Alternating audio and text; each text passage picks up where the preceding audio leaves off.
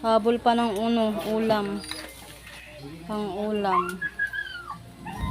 Ang laki ng oh. Ang laki ng ihawan. Parilya.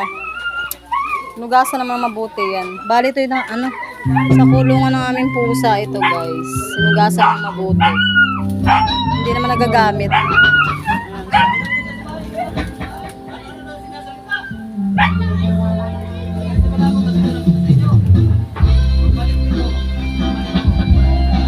Limang piraso pala ito, mahal. 5. Minarinate pala ito sa Pandak! Ang dami.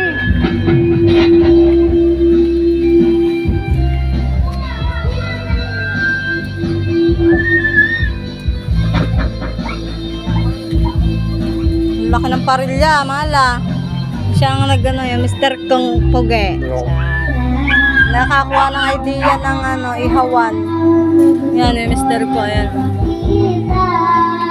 Wala kasing parilya. Nawala. Nalaglag yata. Wala, malakas ang apoy, mahal.